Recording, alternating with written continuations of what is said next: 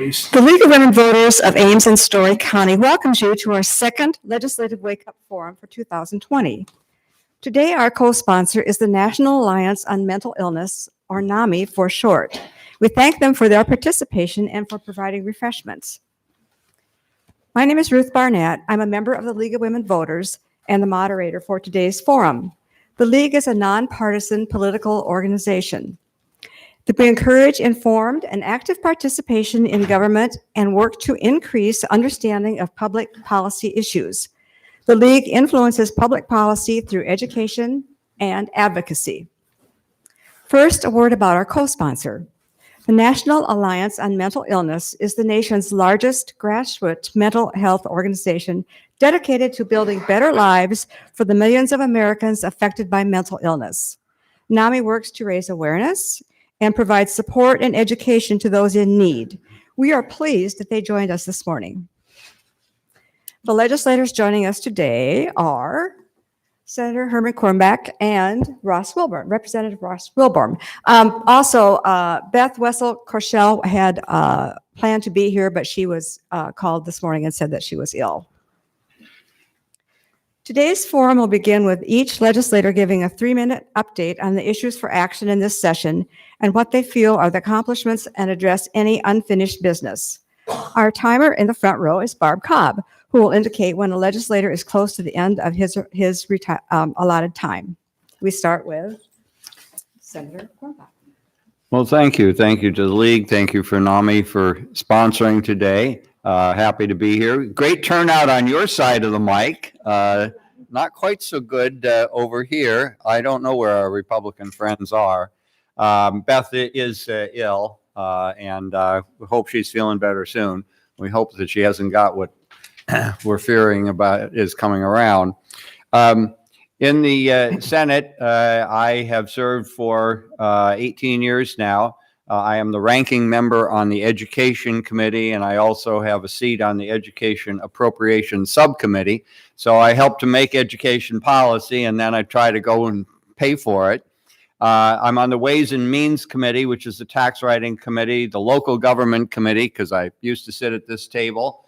I'm also on the Human Resources Committee and a relatively new assignment on the Commerce Committee. So one thing that we did get done this last week was to set the allowable growth, or the supplemental state aid it's called. It's not supplemental at all. It's the main part of education funding for K-12. Anyway, the percent increase there was set at 2.3%. That was too low.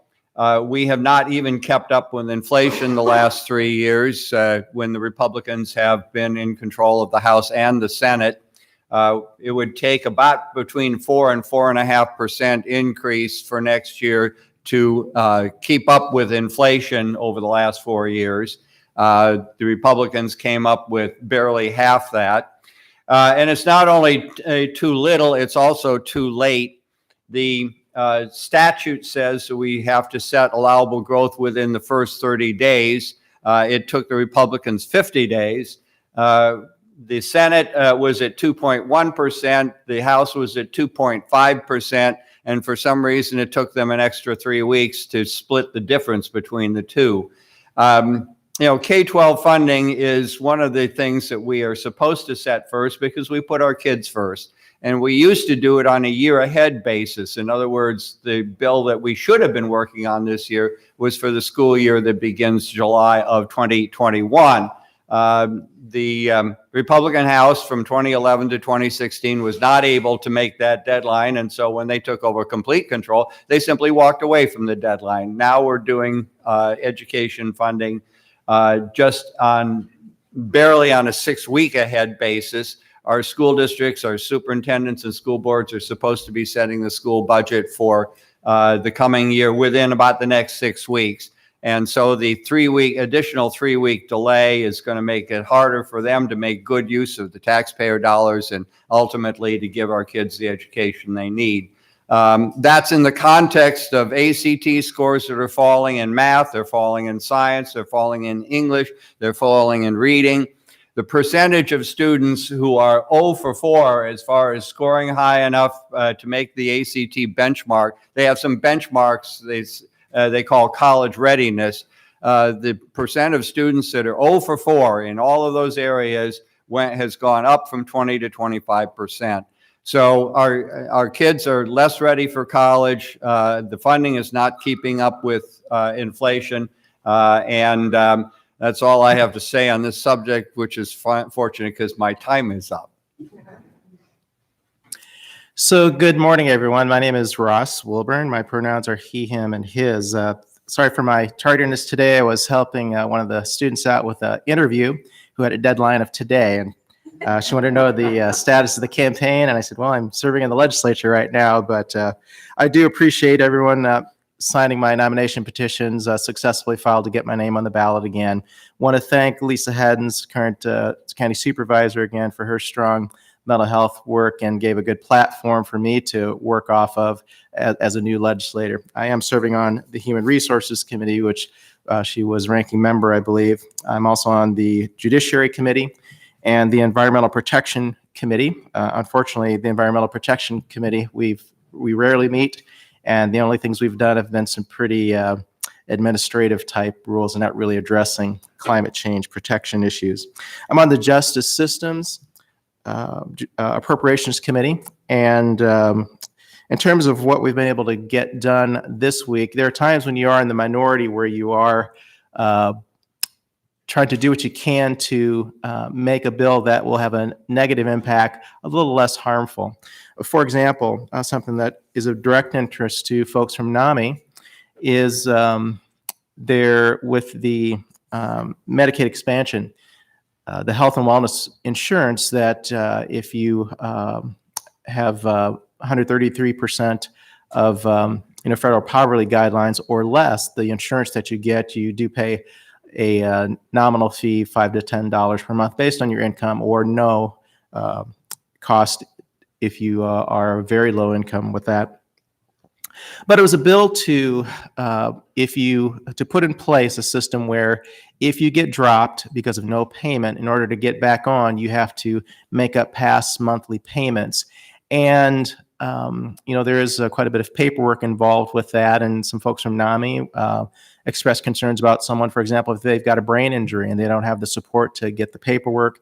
Sometimes you have trouble getting a doctor's appointment set because part of the issue is you have to get, in order to stay enrolled, you have to get an annual checkup and complete an annual wellness checkup. Well, in this particular case, it will cost $216,000 to put a monitor in place to do this, to recapture. I'm assuming that the attempt was to address fraud, what little fraud there might be. But I was able to work with Representative Osmundson to, at least if someone does get dropped, that the first time they get dropped, they can re-enroll with no fee.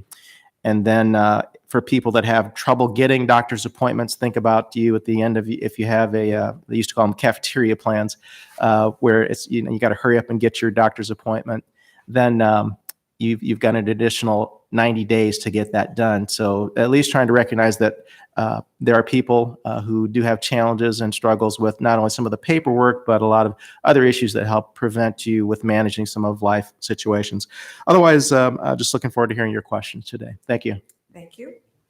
We will now proceed to audience questions. If you wish to ask a question, please move to the front row. When the volunteer indicates it's your turn, which I guess is me, come to the microphone here, state your name and where you are from, then ask your question. Please limit your question or comment to 1 minute or less. The timer will signal when your time is up. If you are watching this on television and wish to ask a question, the number to call is 239-5214.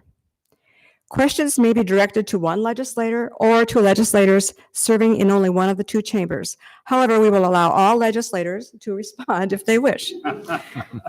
Legislators will have 90 seconds to respond to each question, and they may pass if they have nothing to add. We will stop taking questions at 9:55 in order to allow a few minutes for wrapping up. So, who would like to ask a question first?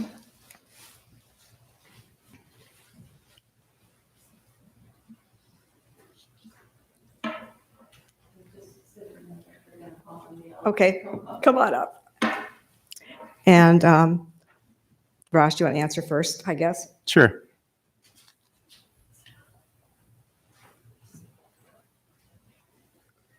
So who am I? I'm looking. Where should I be looking when I'm asking? Maybe just look at us while you're asking the question. Okay. All right. It'll keep the heat on us. So my name's Annette Rudenberg, and I'm here today because I'm interested in the issue of voter registration for, specifically for the Iowa State students. I had an experience in, I think it was 2016, that the students in the dorms were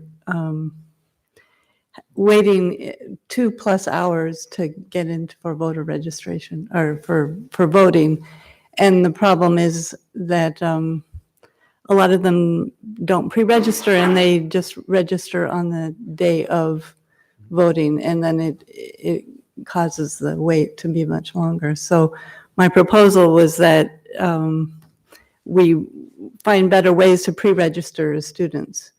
And I spoke with the county auditor's office in Nevada, and they said that presently when you want to register to vote online, you have to go through the Department of Transportation. And so Iowa State students are required to have a driver's license in order to do that, and which many of them don't. And so online voting, or pre-registration would definitely streamline things and make it more accessible to more students to be registered early. So their suggestion to me was that this could be changed, that instead of going through the Department of Transportation, it could go through the Secretary of State. And the only thing that you would need then is the last 4 digits of your Social Security number to register to vote. So this is a concrete proposal of something that could be changed. Obviously, it has to go through the legislature. So both of you have received letters from me with the proposal, and I have sent a letter about the issue out to all the legislators in Iowa, and I did hear back from a couple of them. Art Stied, he's a Democrat from Cedar Rapids, and he has actually shown some interest in writing some legislation on this proposal. Also Ray Sorensen, who's from Greenfield, Iowa. He's a Republican. Another Republican, John Jacobson from Council Bluffs. They've also shown some interest in this subject. So there is a little bit of movement on this, and I haven't heard back from either of you since I wrote my letter. So I'm just wondering where both of you stand on the issue. Sure, and my apologies for not getting back to you. It's I won't make excuse, but we had funnel week coming up. But I think the other thing, excellent suggestion. But if I'm not mistaken, Iowa State will now accept student IDs to assist with voter registration. That was something that I know that the Iowa State student government had worked, at least the student Democrats had worked pretty hard on. That would Right. be a proposal I would take a look at. But my understanding is that they will accept the student ID now, is my understanding. Right, the student ID on your smartphone. Yeah, Yeah, that was also the case 2 years ago. yeah. But Already. it's a certainly a proposal I would support. I don't know how that will be received by the Republican Party, but there's certainly a history of voter suppression, not only in the country but in this state, and they don't get put forward as suppressing voting, but you can see in Texas, well, just on the on Super Tuesday, people standing in long lines, just as you had pointed out. Things put on like parking restrictions. A polling site has to have so many numbers of parking spaces, but in the case of students, the majority would be walking to a place like that. But again, that would be something that I would support. Okay. Well, there are two things that are related here. One is registering to vote, and then the other is showing an ID when you go to vote. I think it's still the case that you can register the old-fashioned way. You fill out a voter registration form and you mail it in to the county auditor. So I mean, I think that, you know, in terms of getting students to register early, it's a matter of doing the paperwork. Now, as far as the voter ID at the polls, one of the hangups, again, the Republicans passed a voter ID law that requires you to show ID at the polls. I believe it's always been the case that if a poll worker has a question, they could always have requested an ID, but now you have to show an ID, even if you're talking to your next door neighbor that you've known for 20 years. The problem with the Iowa State IDs was that they didn't have an expiration date on it, and to me that made no sense whatsoever. I mean, you don't cease being that person as long as the photo more or less matches. That should have been acceptable, but I think but that was one of the requirements, that they had to have an expiration date. I believe that Iowa State has accommodated that. Things aren't as easy as they should be. I would love to see people registered to vote automatically. We do have a little bit of a challenge, though. You know, we have students who, if they're in Ames for schooling, they can vote here. But they also have the option, if they're old enough and citizens, et cetera, they have the option of voting back home, wherever that is. And some students prefer to vote back home. I'm not sure that you would want to automatically register them in Ames. They may prefer to vote back home where they know the community a little bit better. I'm happy to look at anything that makes voter registration easier. I'm happy to look at anything that makes voting easier. We should be encouraging more participation, especially with our young people. This is a habit that we need to develop. Right. If I could add, moderator, if this is okay, just a couple of thoughts.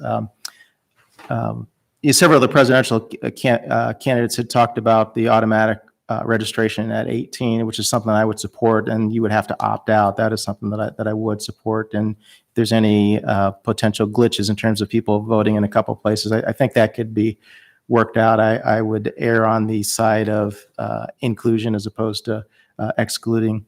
Secondly, I think we've been, Herm and I have been very active in trying to encourage people, students to vote. In fact, I'm meeting with some students and register to vote. I'm meeting with some students. They contacted me in Barton Hall tomorrow at 5:00. They want to just know how things work in Des Moines, and I'll certainly be talking just about the issue of getting registered and looking for their ideas. Yeah. So thank you. Well, can I make another comment? Absolutely. So the reason that I got interested in the online pre-registration is that I spoke with a student from the University of Chicago who has, they have one of the highest voter registrations in the country. So they're very successful at it. And the way they got that success was to have, at the time you register for the university, you also have the option to register to vote. And it's easier to do there, obviously. You can use your social security number. So that seems to be, of course, anybody could fill out a form and send it in and get it done. But I mean, we all know how students operate. They tend to delay a little bit. Yeah. Gee, Yeah. never discovered So, that. and the League of 29 years Women- teaching at Iowa State, yeah. Yeah. One other thing that should be pointed out, back in 2007, one of the things we did was to enact same-day voter registration. In other words, no excuse of delay is going to work. You can walk into the polls, and you got to bring your ID and you got to bring some proof of residence. But if nothing else works, you can walk into the polls, register on election day at the polls. So nobody has any excuse for not voting. Right. And that seems to be what the students do a lot, is they opt to do that. And that's what causes Yeah. part of the problem. It's much less hassle and delay especially this coming fall when it's going to be a general election. We anticipate turnout is going to be heavy. It is much smarter to get yourself registered in advance. Right, well, try telling them that. So just my last question is, these three gentlemen who have offered to do some work on the subject, is that, could you be in touch with them about it, or how do Very things go easily, yeah. forward? Well, each of us in the House and Senate, we do caucus with the other members of our party. I had dinner with Art Stead Thursday night after a long debate night, but I will see him on Monday, and we'll Okay, mention it to him then. I should point out, the legislature has certain deadlines for getting certain things done. Right. It is too late in this session to order up a new bill draft or to file a new bill. We're past the first funnel date. But if it's something that we can work on for next session, I'd be happy to do that. Okay, thank you. All the men that you probably already know that, but they were always representatives, so I don't know, things sometimes go through representatives and go sometimes. Every now and then we talk to our colleagues across the rotunda. All right. Well, thank you for my time. Thank you. Next. Occasionally, Herman's been known to see me looking frustrated in the hallways and put a kind pat on the back while I've been standing there. Jay Staker from Huxley, and issues I want to focus on this morning for you to address relate to cycling in Iowa. I know that's dear to your heart, Ross. Yep. And one bill is going through the legislature, and I'm not sure the status, I haven't checked today, but to enhance penalties for running down cyclists for a safe passing. And also there's a bill going through the Senate, I believe, it has stiffer penalties for abusing a pet than if you would run me down in your car and kill me on a bicycle. And it just seems a little out of balance there. Yeah. And then the second part of that is the access to trails to get us off the highways whenever possible. And also, for me, it's important for economic development. And we see that happening across the High Trestle Trail, especially with small towns that were dying. And with the Natural Resources Trust Fund, there was discussion early about pulling the funding for trails out of that. And so I was curious of what the status is on that and where you stand on that. Thank you. You want me to take first crack at that? Well, there's a lot there. Let me start on the positive side. The other day in the Senate, we did pass House File 737. That is an important piece of anti-animal cruelty legislation.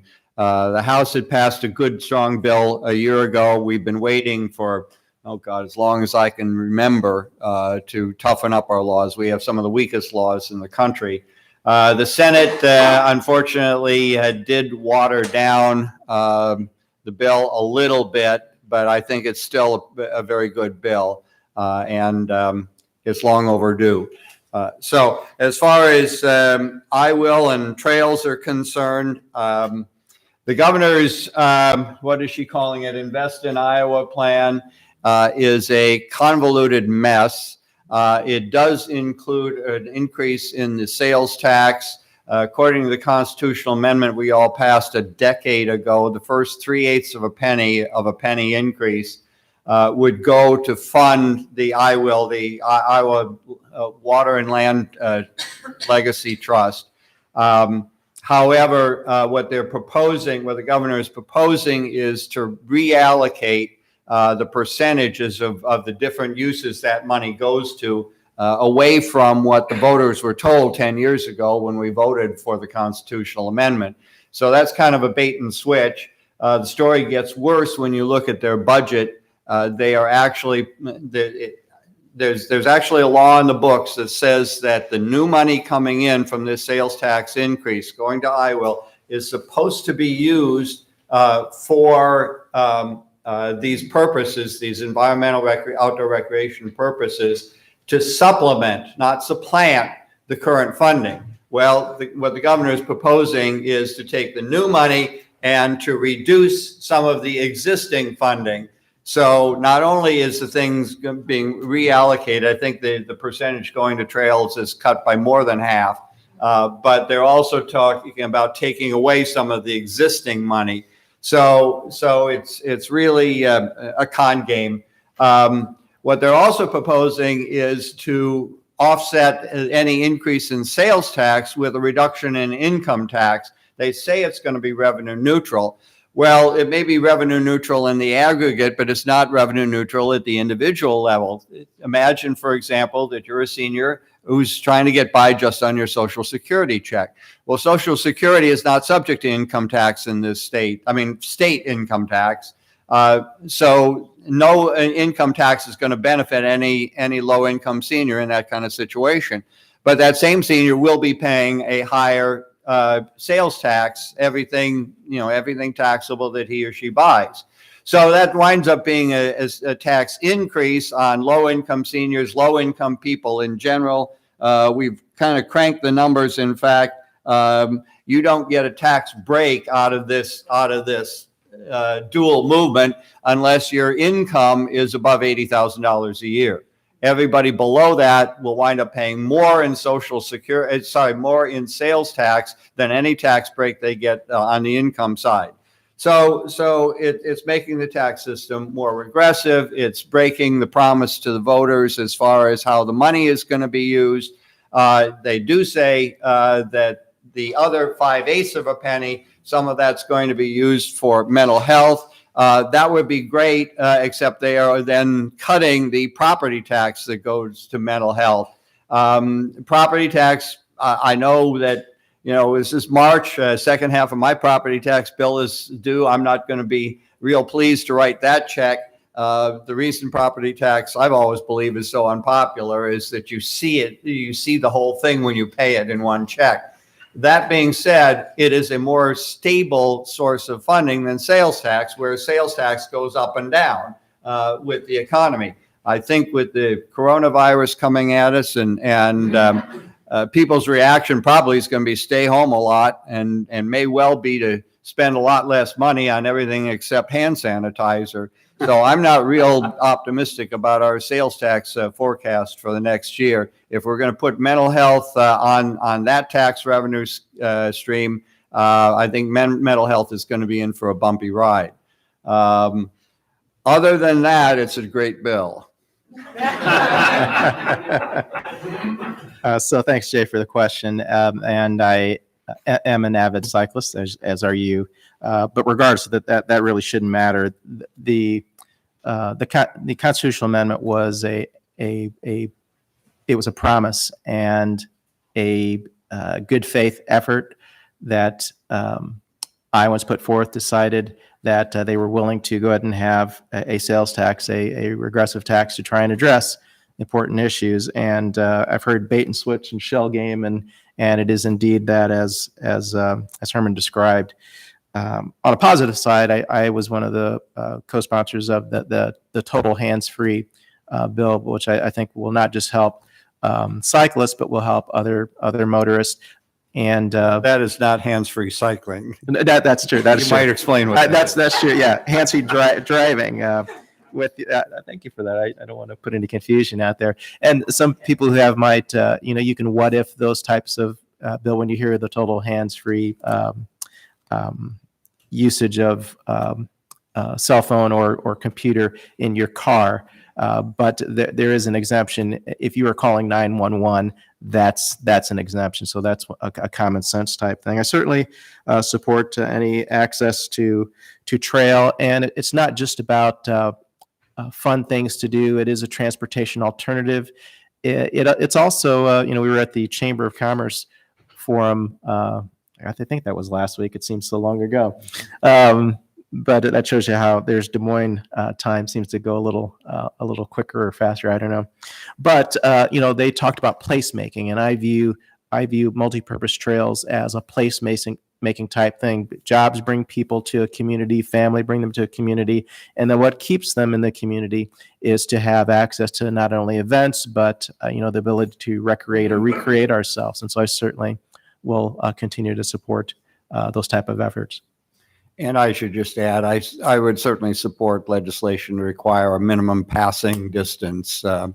So we've tried to get, a 3-foot bill passed, and we need to still work on that a little bit harder. I have a question from Janet Wall in Ames. Given the 2020 Iowa caucus disaster and the complications in 2016 and 2012, including voter suppression accusations, is there any legislative movement to go to a primary? As far as I know, no. And again, in terms of bills, Herman pointed out, Senator Cornbrough pointed out the first funnel is passed. And so I have not heard anything. I will say it's interesting.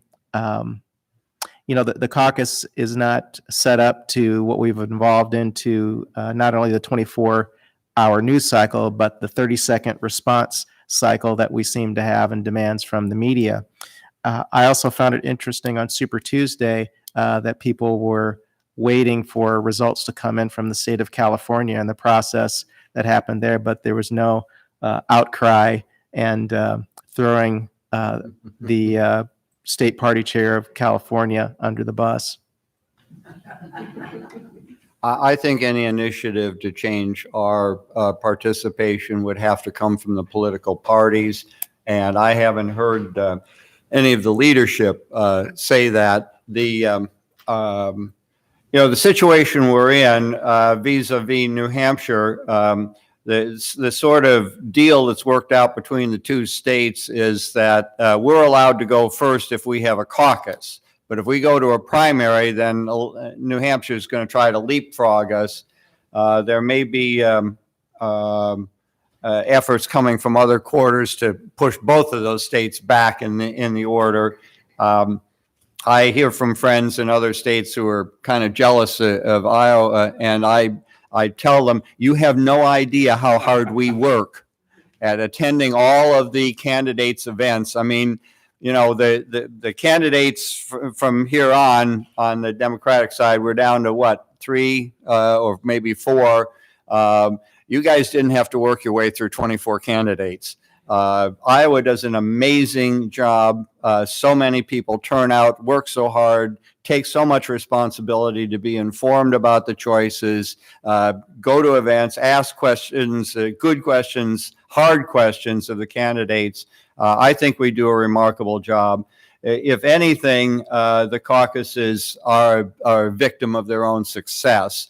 I mean, the old model, the old vision from 1972 or 76 of a couple of dozen people getting together in somebody's living room and having a good civic discussion. That's a little hard when you have 517 people show up, as happened at my caucus. We filled the great hall at the Memorial Union. I walked around and talked to a lot of people, but we didn't have any kind of a community conversation. There were just too many people who were involved and caring and willing to show up on a winter night. I don't know what the future of the caucuses is. I think that I think that the two parties in Iowa will probably fight hard to remain first in the country. Whether that's going to succeed or not, I don't know. And I don't remember the states that do run primaries. Do those go through the Secretary of State's office and then? A primary election is run by the state government. Yeah. One hopes that means it's a little more organized. But your point about California's delay is well taken. Yeah, I would say that having said all of that and support for the caucus, it is important that we try and make the caucus as inclusive as possible. And, we had the conversation about the students and the challenges with getting them to register and to vote. I would say I don't want to throw students under the bus either, because there's a challenge getting non-students and to get out to vote and to come to the caucus. So we want to continue to try and increase participation and smooth things out as best possible. But it is a robust process, and I think we help the rest of the country in terms of getting information out about the candidates. One thing I would suggest along these lines, and this is a bill that I filed back after the 2008 caucuses, there were complaints from Hillary Clinton's campaign back then about, second shift workers not being, or, certain workers not being able to get time off to go to the caucuses. Well, it was the law then, I believe it still is, that in Iowa you can get, I think it's 2 hours, 2 hours off from your job to vote at the general election. All right. So I filed a bill that said, okay, you can get a couple hours off, maybe unpaid, but you can get a couple hours off to participate in the caucuses. And there were exceptions for emergency workers. But I think that bill would have addressed some of the concerns that continue to be voiced. Unfortunately, the bill didn't go anywhere, but we can try again next year. Question? On January 14th, 2014, there was a city council meeting in which I asked to, during public forum, I asked to speak at the end of the meeting during council comments section. Mayor Campbell back then asked everybody in attendance, who else wants to speak at the end of the meeting? Raise your hand. I never felt it was fair for her to demand that of anybody else in the room. But she did. I stayed to the end of the meeting. They ran out without listening to me. At the next meeting on January 28th, I tried to take off my clothes. I'm somewhat of a nudist. I like to wear clothes, but I also love to be naked. It is a state law that is a very serious law that if you show your so-called private parts, you get put on a sex offenders list. And I might be crazy. I've been diagnosed as being schizophrenic, but it's like part of my diagnosis is that it's like I listen to birds and they tell me to be naked. And you're better than God, you're better than Jesus, you're better than I am, I would tell them. And it's like I go into church with a sign that first told me I was a member for life. But 6 months later, they give me a Bannon Barr letter and they say, you're the reason why people don't come to their church. And they were telling things that the police were telling me. I knew the policemen. I get the door for them. The policemen knew me for longer than the people in Foursquare Church because I got the door for them. I've been doing that for years. And I've been going to Foursquare Church for 6 months. And they were saying, you're the reason why people don't come to their church. So what is the question for the legislators? I wasn't raised, who's God? You're better than Jesus, you're better than God, you're better than I am. It doesn't take much to be better than me. It really doesn't. I go into walk down, you were talking about the caucuses. I was walking in Kellogg Street, and in front of Bernie Sanders' office, and a lady comes out and says, we come in here and talk about issues that are important to you. And it's like I go in there and the man there says he had already talked to me on the street, getting the door for me, and he didn't like the things I was saying about public nudity and the oath of office. And when I was dabbling in politics many years ago, I was seeing that the military was telling all these senators in top secret hearing rooms that nuclear weapons are none of their business. And it's like whether they told the president to stuff it up his ass is a question they didn't even ask. Or if it was asked, it was classified top secret. So now do you have a question regarding Iowa Well- legislators? Actually, I just want to thank you for your input today, and you've held the door open for me when I've come into the chamber, so I really appreciate the ways you find to contribute to the community. So thank you for your question and input today. It's more of a comment thing. I have a lot of questions, but it's like I don't know what to. Einstein used to say, "I'm God." When other scientists would present him theories, and it was their own words that it would have been better for the Nazis to win World War II than to make the decisions they were making. And nowadays they try to get people to behave like computers and computers to behave like people, and they'll tell a computer to go ahead and lie, harm, and murder. Okay, thanks for your input today. Thank you. Next.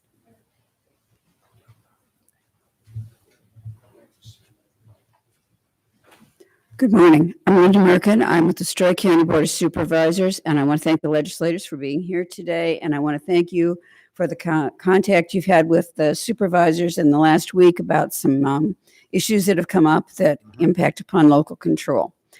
And I would also like to say that I chair the county's Emergency Management Commission, as well as chairing the Board of Supervisors. And as such, I am glad to see the bill. It's House File 2502, which would allow it easier for a county to set up a system to administer, to organize, and fund emergency management services. Throughout Iowa, there's a real lack of emergency management services.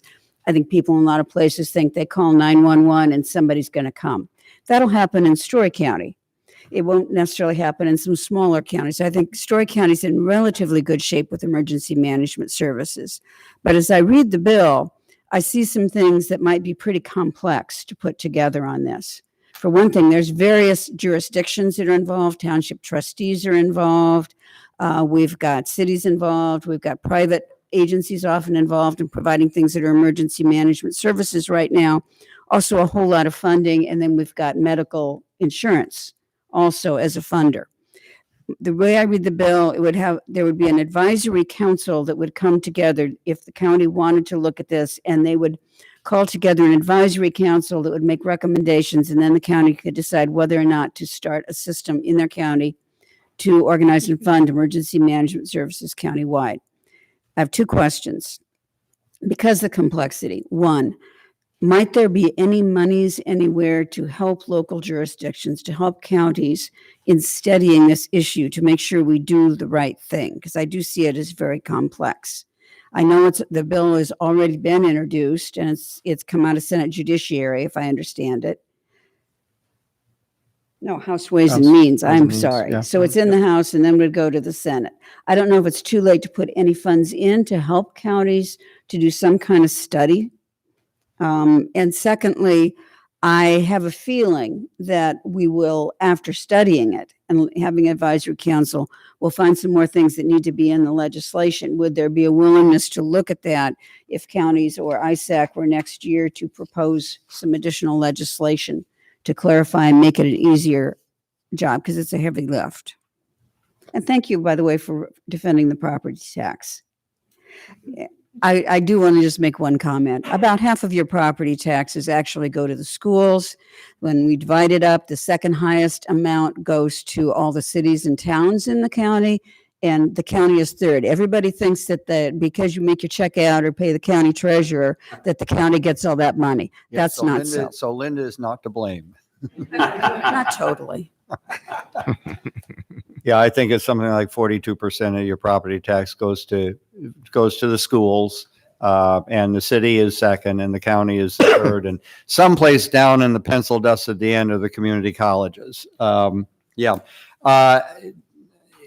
Why don't you? Do you know this bill at all? I don't. I'm not on Ways and Means, and I've seen mention of that, and I do look to see if the Association of Counties is taking a for or against or non-register.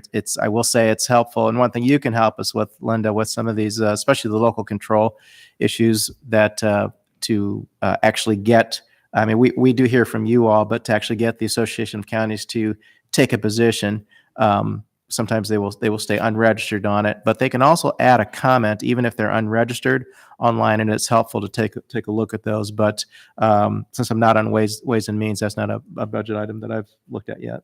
You're registered for the bill. Yeah, in that case, yes. And it is a House file, so it has not reached the Senate yet. I presume that if it does reach the Senate, it would come to the local government committee that I've been serving on for 18 years now. And I'd be happy to take a look at it. I know that arranging emergency management is a big challenge. There have been some problems in the past getting all of the different jurisdictions to voluntarily contribute. Perhaps we need to have some way of allowing the Board of Supervisors to set the contributions for the various jurisdictions that participate. If we didn't learn from last year's floods, if we didn't learn from the floods in 2008 and 1993 and all the other 100-year floods we've had the last decade or two, that emergency management is crucial. Even legislators are supposed to be a little bit faster learners than that. The situation in our communities is critical, whether it's a tornado of the type that we have often here in Iowa and they had so disastrously down in Tennessee this last week, or whether it's the floods that happen so frequently, or winter storms, or whatever. We need to have a coordinated response. That's something that the public expects. That's a matter of saving lives. It's a matter of frontline importance.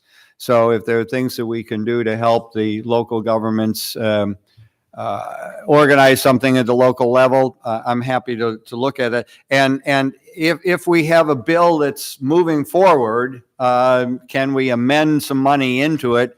51-26-1, right? If you can get the votes to do it, you can do that. One thing that everyone here and listening can help out to help the Story County supervisors, especially on an issue like this, is to contact legislators, not just the Democratic, contact all legislators, and to express that concern. And one thing I've been asking both the counties and the cities to not just say this is a matter of local control, because most of the legislators, at least in the House anyway, have not served on a city council, mayor, or county supervisors. And so all they hear is this buzzword, local control. I've been asking people to tie the effect to it. This is local control because it places an undue burden on Story County property taxpayers. This is a matter of local control. And if you fund this, this will help us study the impact, whatever, not just leave it at this is local control, because it doesn't really resonate with many of the folks I've noticed there. Thank you. And I thank Linda, because I wasn't going to speak to that, but I do. I believe it'll be calendared this week. I would appreciate you taking a look at the 2602, which came out of Ways and Means this past week. My name is Randy Allman, and I live in Ames. For the last 18 years, I was with my spouse as she went through early onset dementia. We lost Dana 2 years ago. That's why we came to Story County, was to get into the Bethany Life System in Story City. I now help to pay back by facilitating an Alzheimer's support group at Mary Greeley.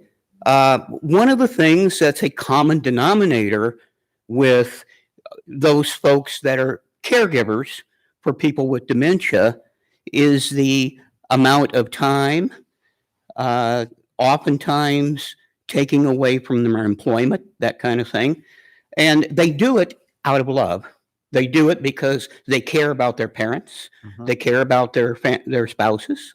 And one of the things that they have asked is there a way, since we are taking time away from our employment or shifting things, is there any kind of funding stream, a way to give back? And specifically, I know we're past funnels, but has there ever been, you guys are very experienced in this, has there ever been any consideration of a tax credit for non-compensated caregivers?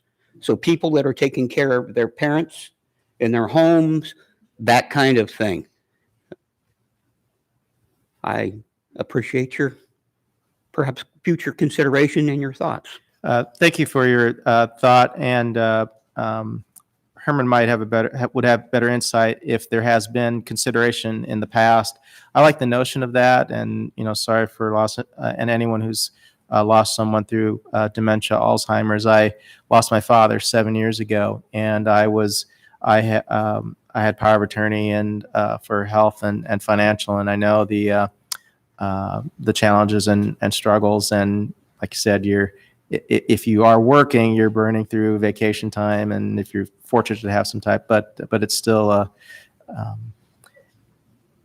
any type of support for someone that is being drained emotionally and physically, with supporting someone who's struggling with dementia related illness would be something that I would hope at some if we could find some way to do that, I would be supportive of that. I'm sorry for your loss. My mother died 7 years ago, and at age 97. But the last 10 years of her life, the mental decline was pretty steep. It technically wasn't Alzheimer's, but functionally the same thing.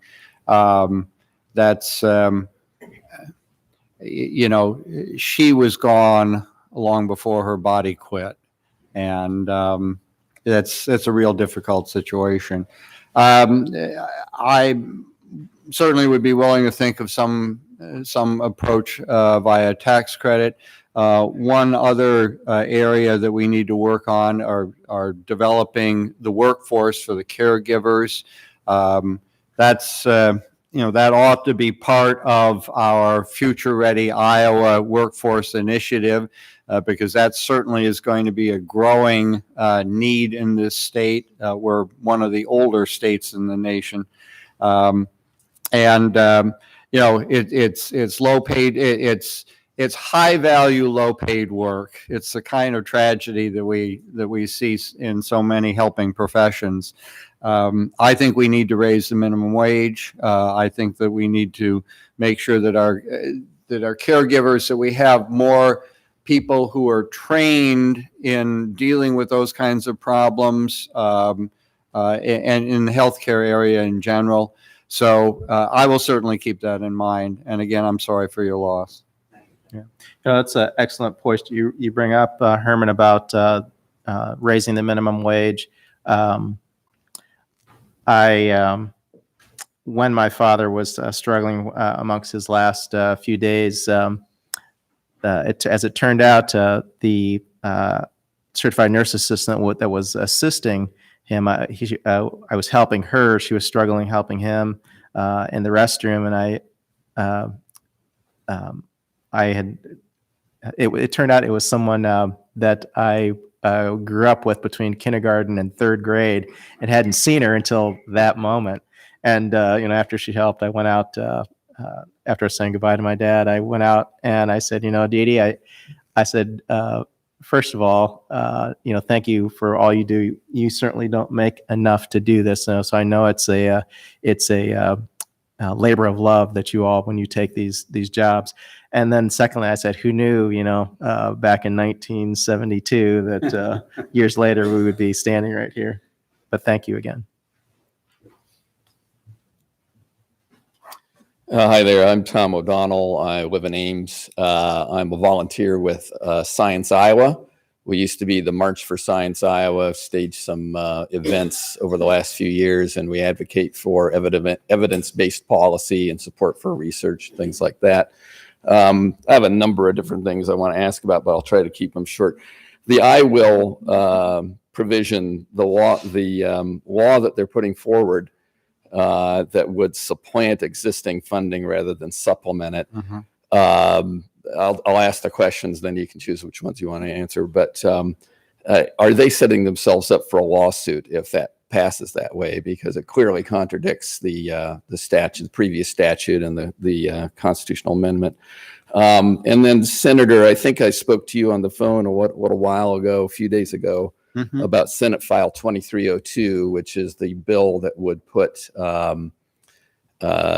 immunization information on a death certificate for a child who dies between the age of birth and 3 years. Just wondering if you have any more information on whether that's going to come to the floor. I've contacted Senator Whitfer. He has not replied to ask whether they intend to bring that to the floor. You probably don't know since you're not a Republican, but. And then Representative Wilburn, did you say you're on the Education Committee? No, I'm on No. Human Resources, Okay. Environmental Protection, and Judiciary. Okay, well, there are a couple education-related bills that I wanted to ask about the status, but I won't ask. I suspect they're dead, but I can't seem to get an answer about that. So anyway, if you can address those two questions, I'd appreciate it. Okay. Thank you. Well, as far as IWIL is concerned, I would imagine that what they would do if they're going to move forward with this complicated bill would be to either notwithstand means we didn't mean what we said a while ago. We're going to do something different. You would either repeal or make inapplicable anything in the code that stands in the way of their current bill. So basically, I would think they would be smart enough to avoid a lawsuit. On the other hand, doing what I just said would mean they would have to be very explicit that they were breaking their promise to the voters. So maybe they will, maybe they won't, I don't know. Senate File 2302, I don't know the status of that. As far as putting, what they were proposing in the bill was requiring on a death certificate for an infant what their last immunization was. And I don't know what scientific purpose that serves.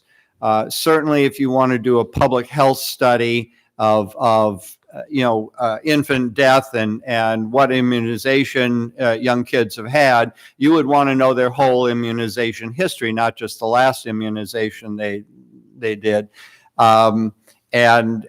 My guess would be what it would show is the kids who haven't been immunized are more vulnerable. But I don't support this thing at all.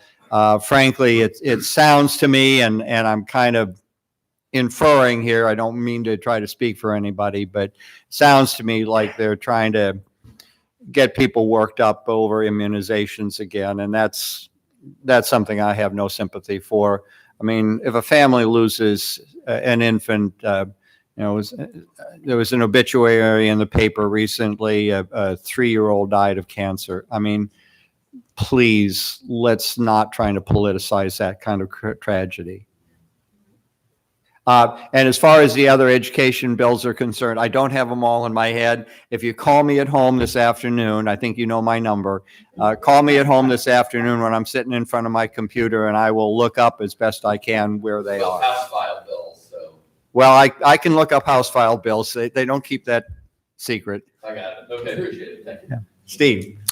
Thank you and good morning, and thanks for I'm taking sorry. your Saturday. Oh, Ross, go ahead. No, that's I didn't really have anything to add, and I'm not an attorney, but I suspect because of the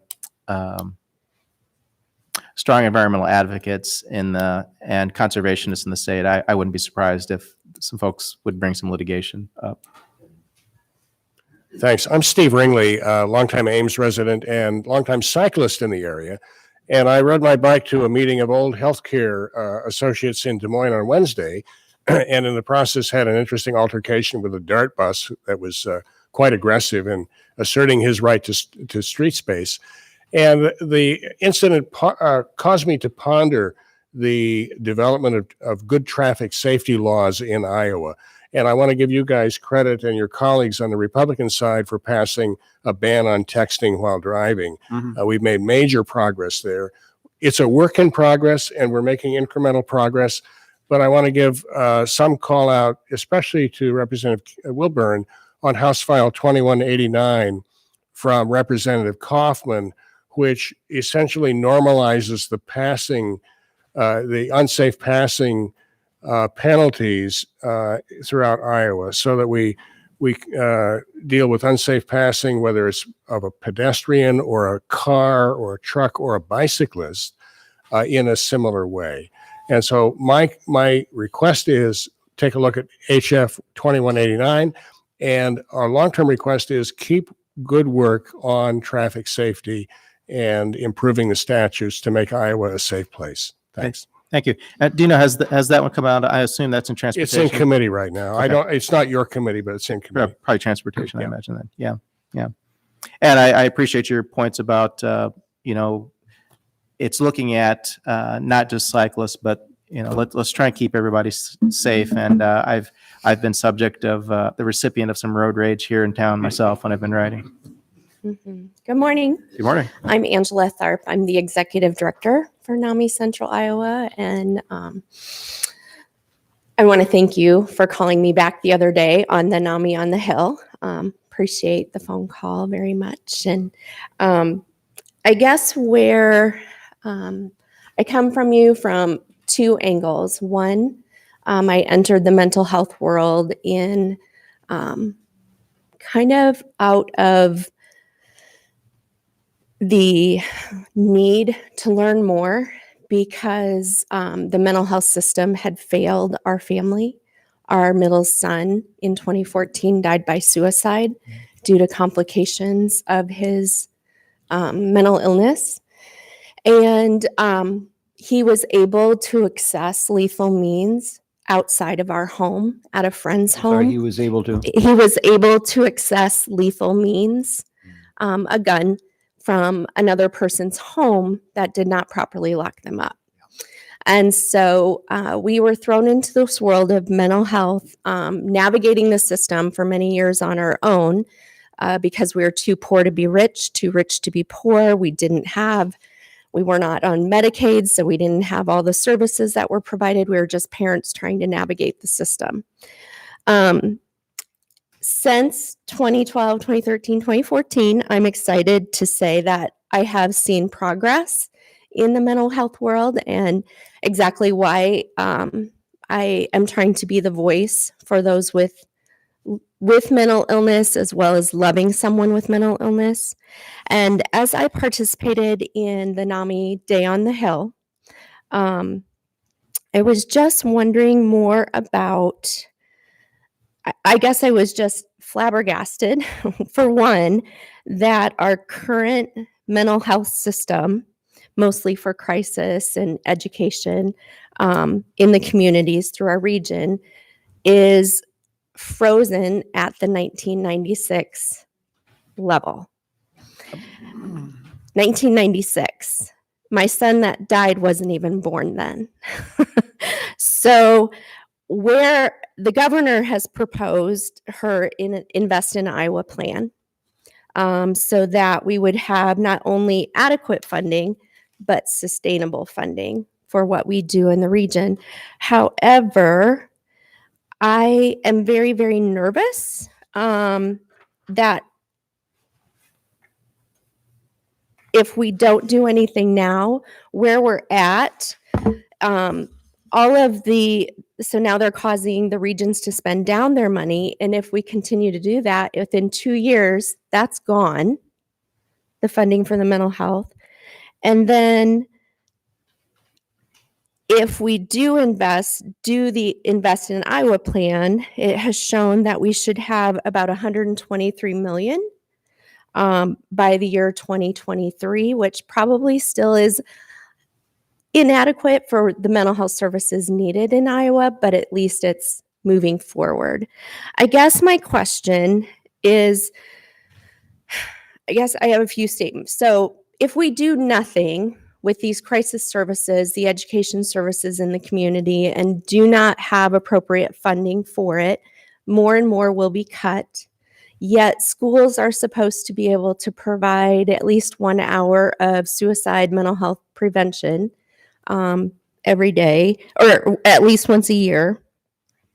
But then I think of my son who's gone, and the increase in death by suicide by lethal means is increasing.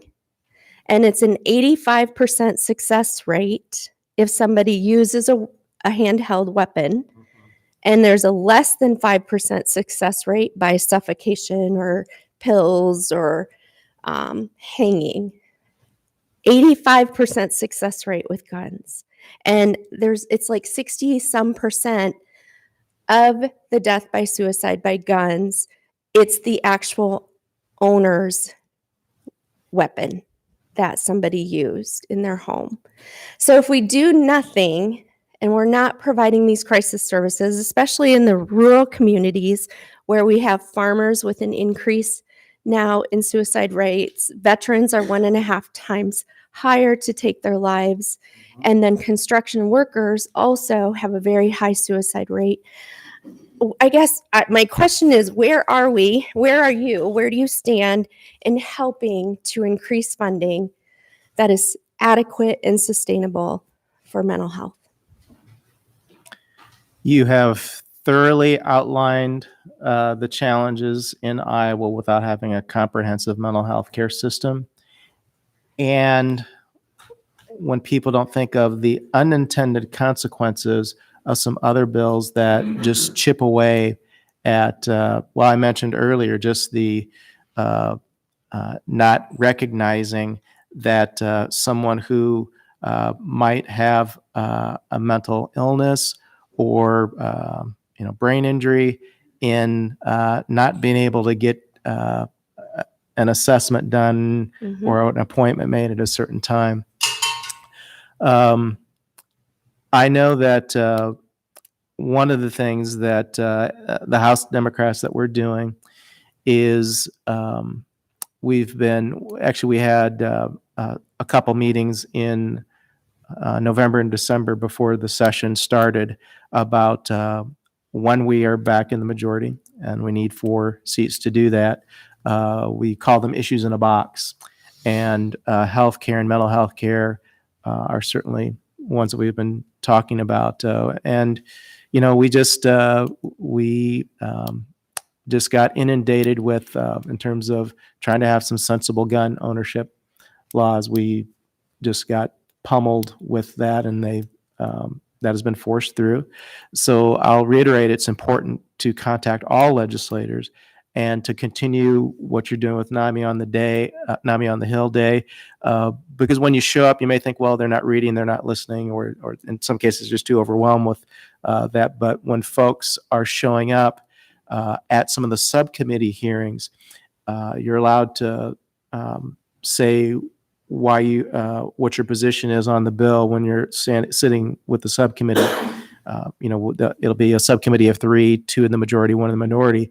It's been helpful for me to have folks just to kind of lay out those concerns during the subcommittee, because then I can use that to ask questions and to really try and push the majority party subcommittee members to see, what is your answer to this? Do you see the unintended consequences? And in some cases, I've been able to either slow down, stop a bill in subcommittee, but in many cases, they are being handed a bill and told, just make sure this gets through. They don't necessarily know the content of the bill. So I'll stop rambling here. You've clearly articulated what's going on, but we will continue to try and fight to help create awareness, to carry that message, to try and make budgetary changes so that we are moving towards a more comprehensive mental health care system and addressing sensible gun ownership laws.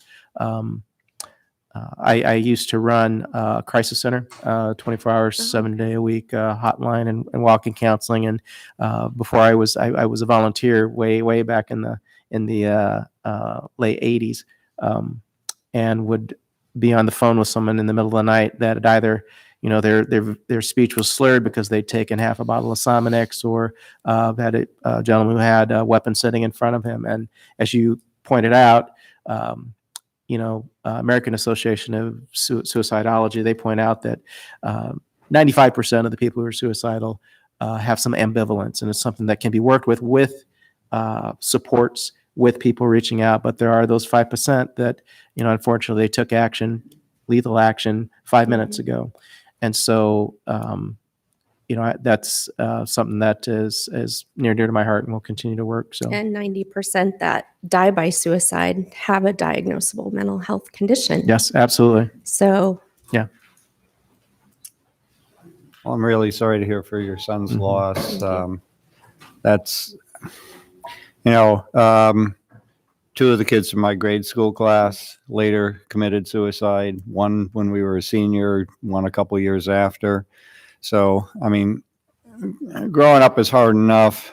Getting through those teenage, adolescent, on into early 20s years is a real challenge. we have passed some legislation the last couple of years that, as far as I've been able to determine, would do a good job at setting up some structure for some mental health plans, adult mental health year before last, children's mental health last year. But if we don't put the dollars behind it, it isn't going to do any good. No.